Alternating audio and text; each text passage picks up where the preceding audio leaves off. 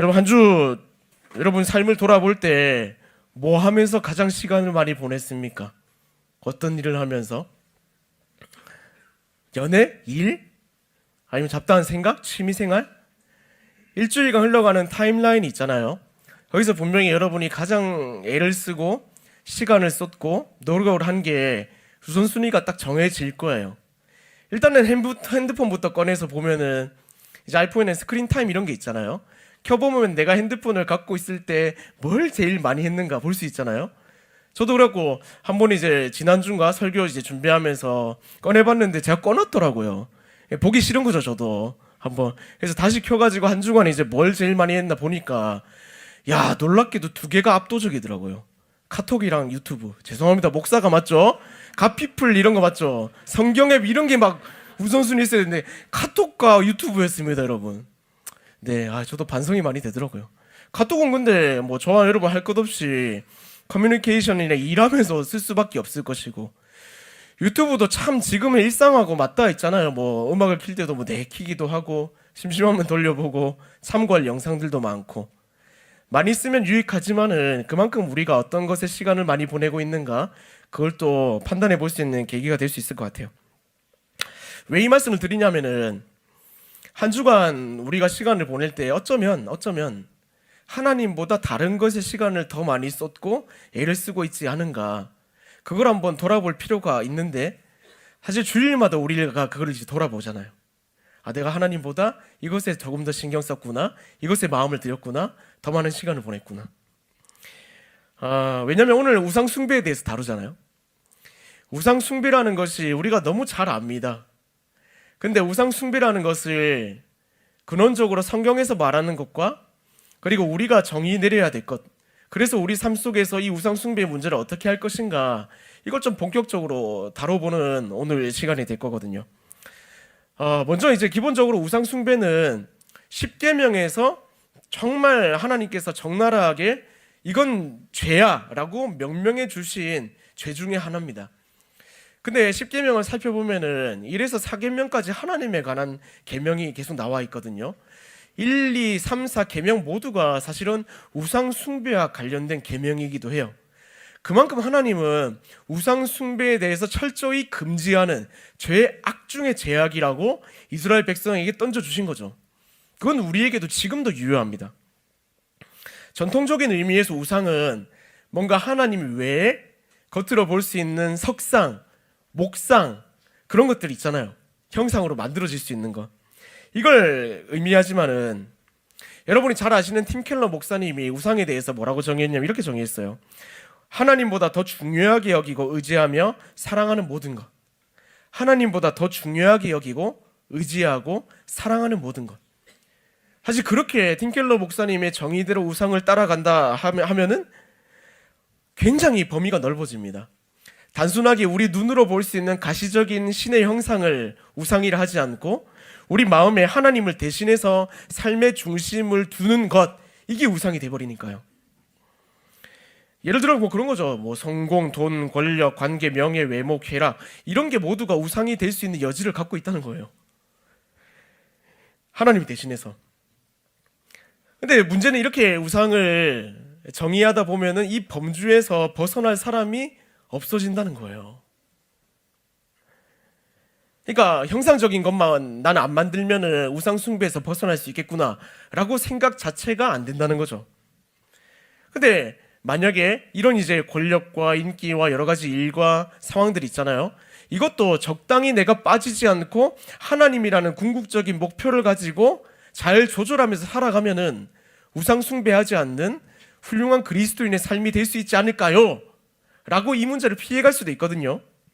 근데 팀킬러 목사님은 거기서 한 발자국 더 나가서 뭐라고 얘기했냐면은 나쁜 것에서 비롯되기보다는 우상은 선한 것이 절대화될 때 우상이 되기도 한다라고 말했거든요. 그러니까 가족, 일, 뭐 사회적인 성취, 이런 건 하나님을 기준으로 놓고 봤을 때 우리에게 주어졌고 우리가 잘 행해야 되는 그런 미션이잖아요.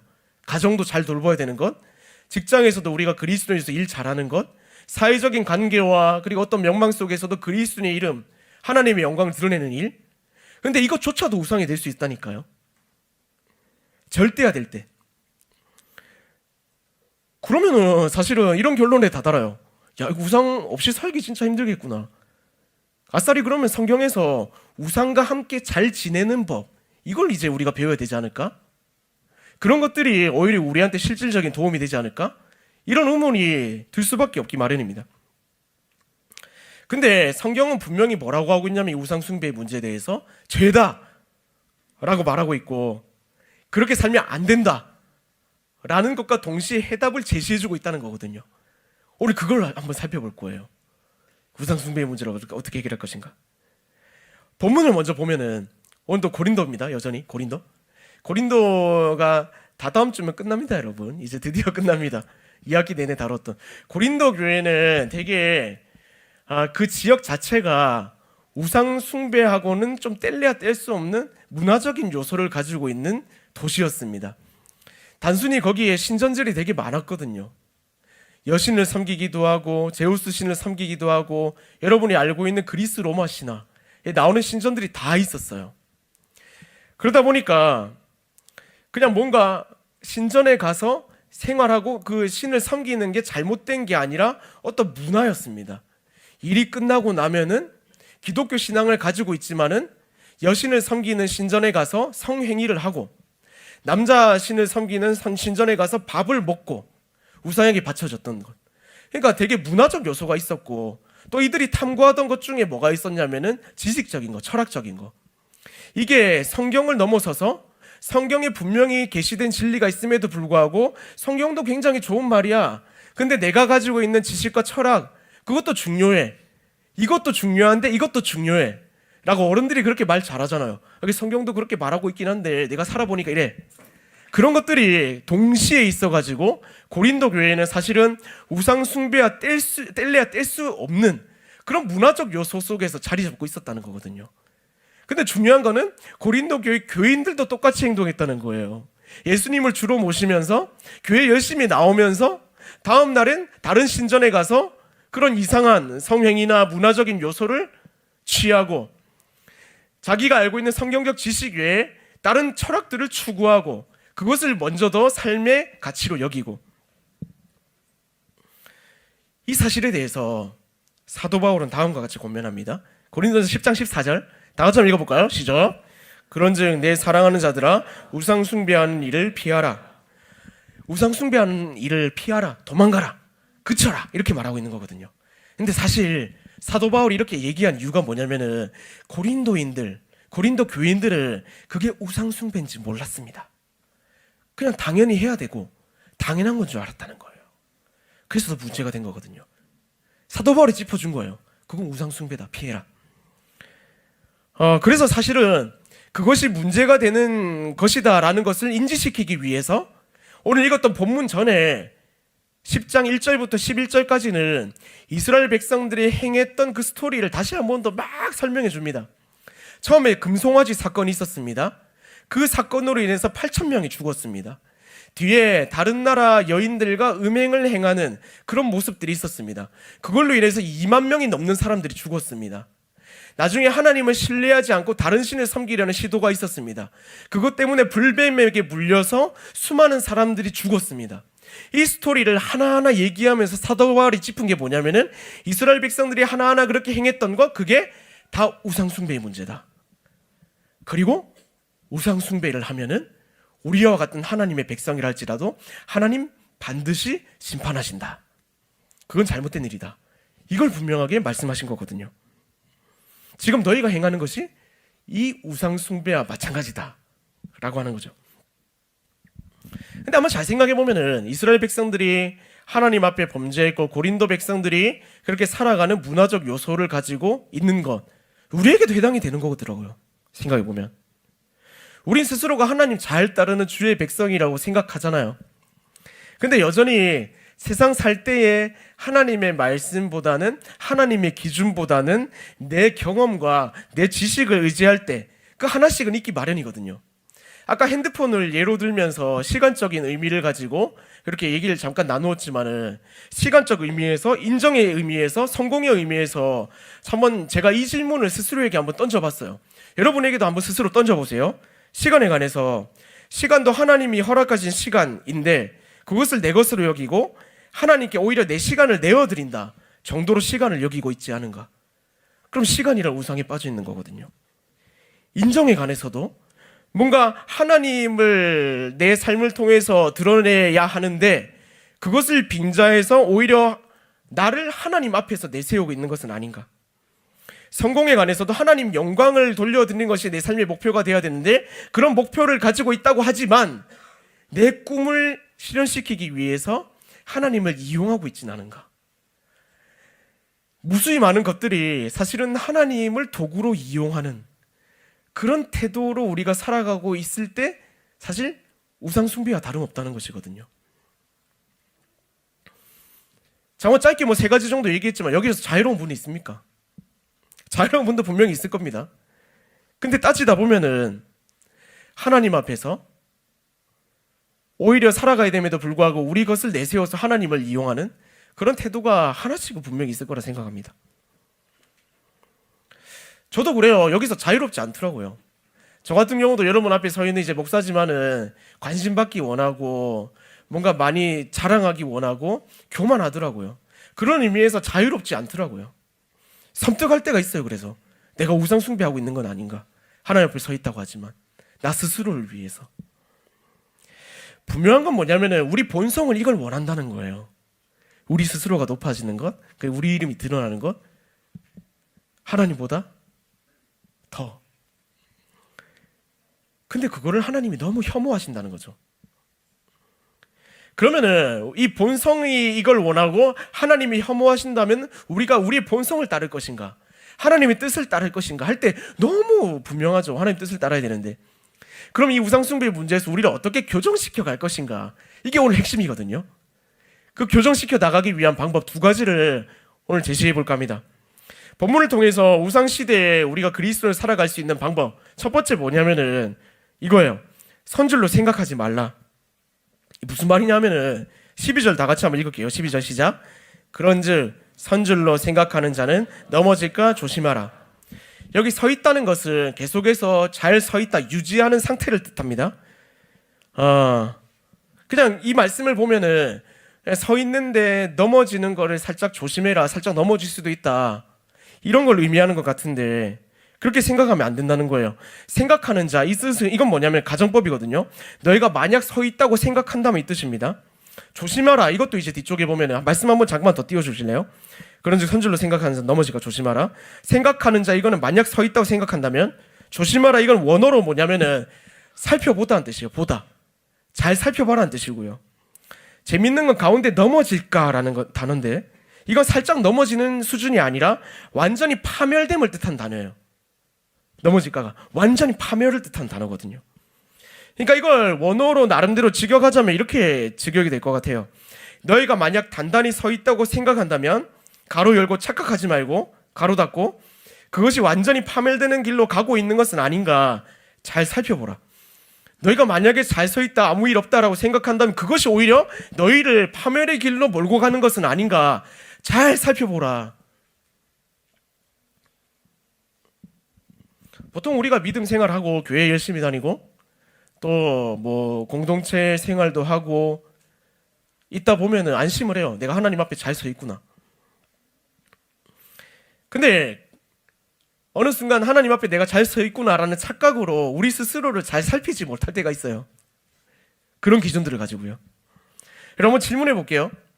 한 주간 하나님과 얼마나 친밀한 시간 보냈습니까? 말씀과 기도의 깊이를 경험한, 정말 뜨겁게 말씀이 좋고 기도가 좋고 하나님께 푹 빠졌던 하루가 있습니까? 여러분, 우리가 스스로를 살피지 않으면 어느 순간 우리는 파멸의 길로 스스로를 발걸음하고 있다, 이것을 놓치면 안 됩니다.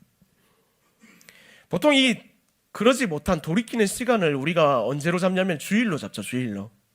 보통 이제 주일 오면 되게 죄송한 마음 들잖아요. 저문 이제 들어오면서부터 아이고 주여, 아이고 내가 못 살았네 하면서 이제 여러분 말씀 듣고 또 찬양하면서 반성하고 회개하고 다시 다짐하고, 그래 내가 그리스도를 살아야지 하고 문 밖에 다 나서고, 근데 또 비슷한 일주일 살고 또 다음 주 오면 아이고 주여 이러고 오고, 그렇지 않아요? 일주일 동안 우리는 사실은 그 시점을 잡아가요.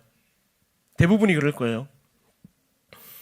근데 그러지 말고 그 일주일이라는 흐름을 조금 줄여가면 어떨까 하는 거거든요. 일주일 동안 참 우리도 의도하지 않게 파멸의 길로 우리 스스로가 하나님의 길을 떠나는 모습을 스스로 발견하잖아요. 스스로 잘 알잖아요. 굳이 얘기할 필요도 없이. 내가 잘 알잖아요. 일주일 동안 다시 돌아오고. 근데 그 시간을 줄여보는 거 어떤가 하는 거죠. 그러기 위해선 잘 살펴야 돼요. 내가 오늘 하루 하나님의 말씀 앞에 서 있었나? 기도 앞에 서 있었나? 나는 하나님이 주신 그 뜨거움을 다시 경험했나? 내가 얼마나 하나님께 집중했지? 얼마나 말씀 속에서 하나님을 깊이 있게 만났지? 그 돌이킴이 일주일이 아니라 6일, 5일, 4일, 3일, 2일, 하루하루, 매 순간 이렇게 돼야 되는 게 우리 지향점이 돼야 된다는 거죠. 그렇게 스스로 살핀다면 우리 발걸음은 점점 조종이 될 거예요. 먼저 앞서가고 있는 발걸음이 멈추거든요. 두 번째, 그 발걸음이 하나님과 같이 맞추어지거든요. 더 돌아보면은 그 발걸음이 먼저 하나님 앞서가시고 그 뒤를 따라가는 발걸음이 되는 거예요. 그게 돌아봄입니다. 여러분, 본능을 멈추고 스스로 돌아볼 수 있기를 바랍니다.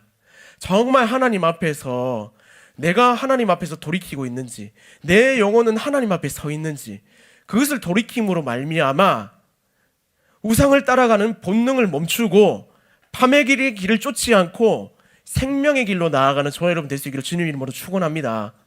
그게 첫 번째 원리고요. 그런가 하면 둘째로, 하나님은 언제나 피할 길을 내신다. 이 사실을 신뢰해야 한다는 겁니다. 두 번째 원리로. 피할 길을 내시니 신뢰해야 한다.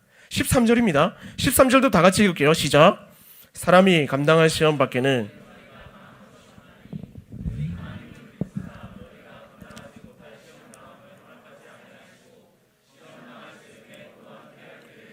너희로 능히 감당하게 하시느니라. 아멘.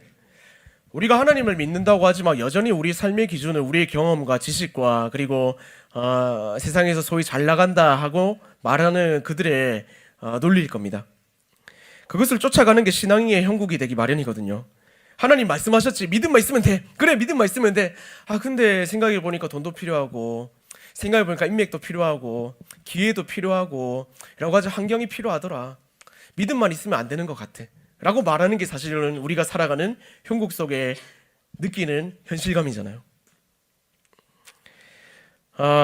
근데 오늘 본문 속의 말씀을 보면은 우리에게 주어진 명백한 하나님의 말씀이 뭐냐면은 피할 길을 내신다는 거거든요. 말씀 한 번 더 보여주세요. 피할 길을 내신다.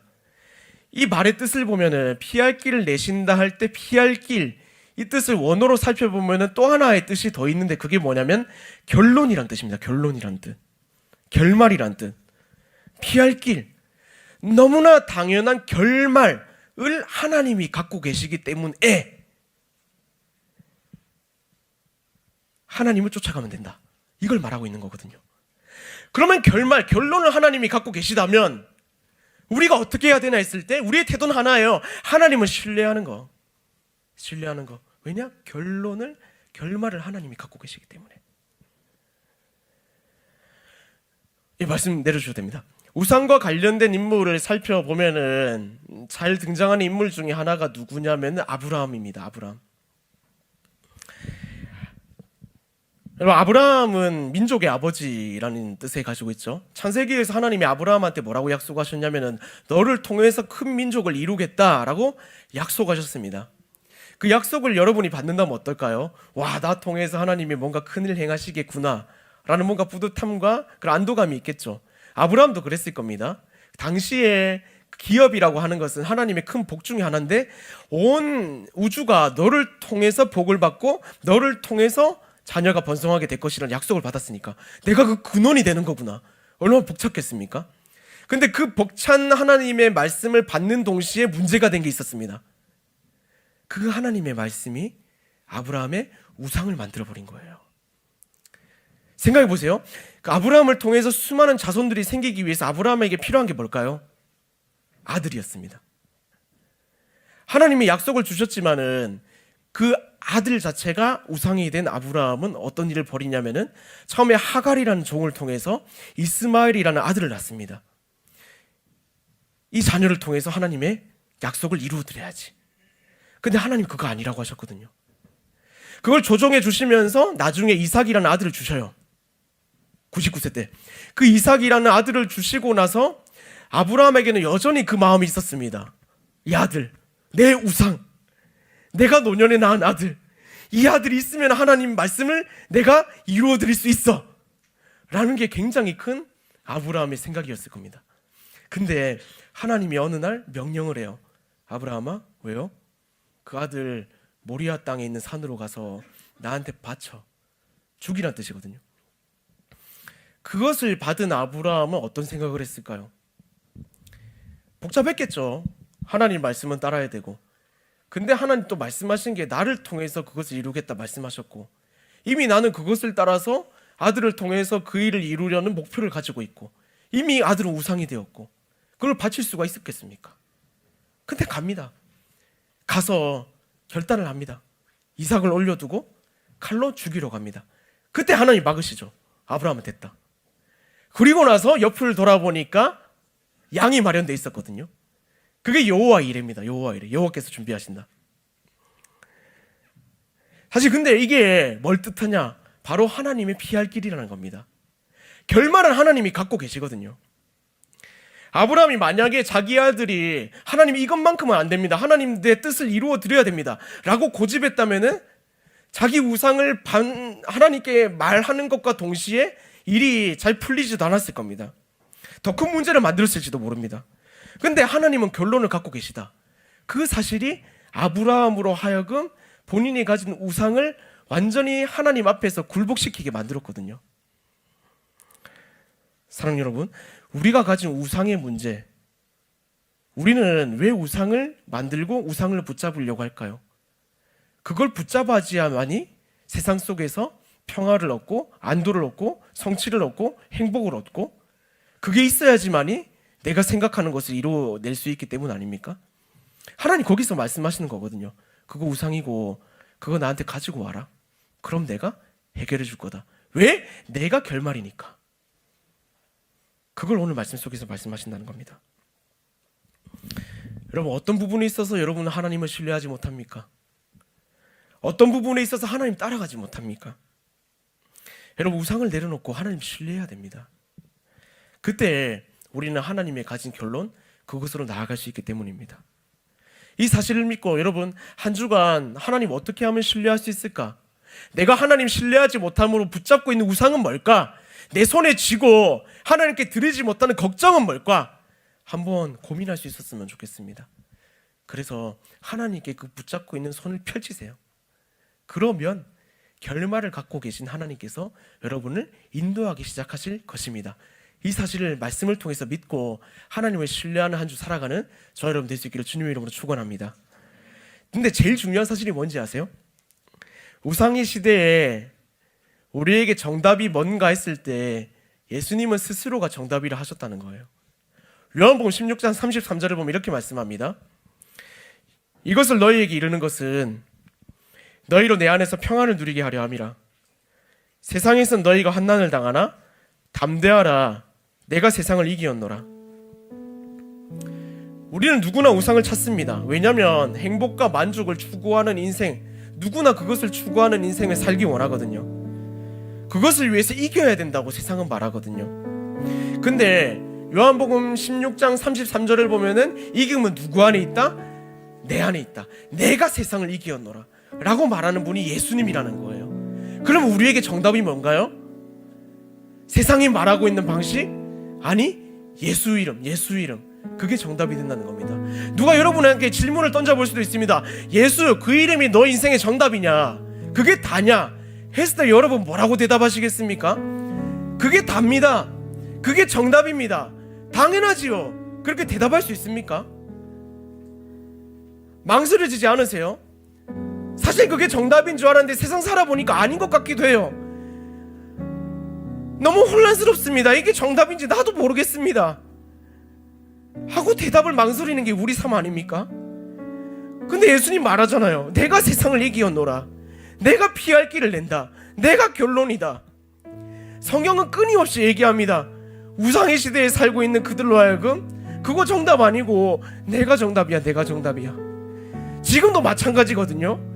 우리는 너무 우상 숭배의 많은 세상 속에 살고 있습니다. 눈을 들면 우상이에요. 눈을 들면 세상 속에 점쳐지는 그런 들려오는 소식들은 다 그런 것밖에 없어요. 세상 살려면 이거 해야 돼, 저거 해야 돼, 성공해야 돼, 돈 벌어야 돼. 너무 피곤하죠. 근데 예수님 말씀하시는 건 내가 정답이다, 내가 정답이다. 금요일에 최강희 배우가 왔거든요. 이제 간증하셨는데 거기서 굉장히 임팩트 있는 메시지를 하나 주셨어요.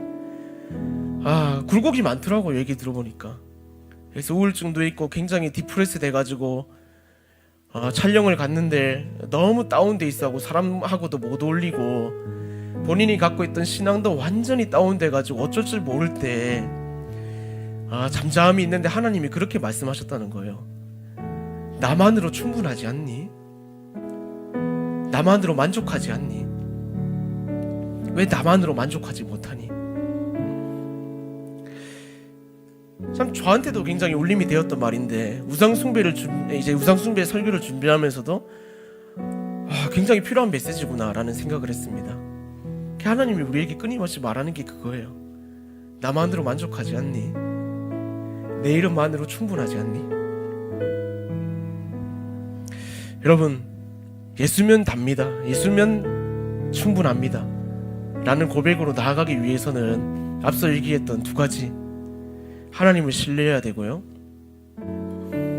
그리고 분명히 하나님께서 우리 삶 가운데 함께 하시던 사실을 돌아볼 줄 아는 눈이 필요하다는 겁니다. 우상의 시대에 여전히 예수님은 정답입니다. 다른 정답은 없습니다. 이 사실을 우리가 붙잡을 수 있어야 됩니다. 그래서 한 주간 살아갈 때에도 예수가 답이다 라는 이 사실을 붙잡고 그 정답이신 하나님께서 끌어가시는 인생 속에 만족과 기쁨과 평안을 누리는 저와 여러분 될 수 있기를 주님 이름으로 축원합니다.